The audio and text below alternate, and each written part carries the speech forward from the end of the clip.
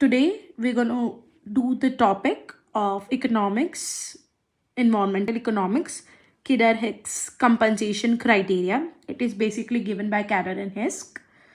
It is defined as the change in policy which makes some change in people by making some people better while other people worse.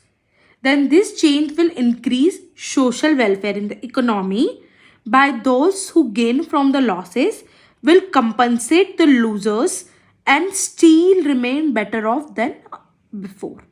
Basically ये कहना चाहते हैं कि जब government कोई policy लाती है इकोनॉमी में तो उस पॉलिसी से कुछ लोगों को तो फ़ायदा होता है और कुछ लोगों को लॉस होते हैं. तो इस पॉलिसी में लॉस और गेन होने के बाद भी हमारी इकोनॉमी में एक सोशल वेलफेयर क्रिएट होता है.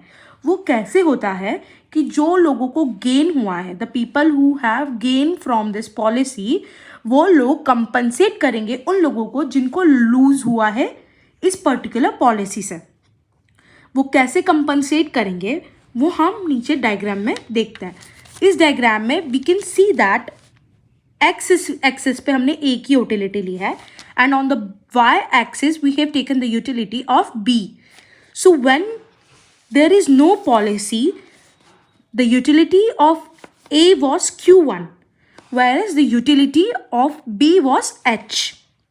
बट जैसे ही इकोनॉमी में कोई पॉलिसी आती है तो बी को उस पॉलिसी का बेनिफिट मिलता है और वो उसकी यूटिलिटी चेंज कर लेता है from H to H1 and at the same time A को लूज होता है तो वो उसकी यूटिलिटी शिफ्ट कर लेता है inward from Q1 to Q. As we have seen in the definition that H, the gainer, will compensate the loser A. So how much he will compensate? He will shift his utility from H1 to O, which will be better than previously H, so that A can come back again to the initial utility, that is Q1. Basically, this whole process is given by Kidder-Hicks compensation criteria.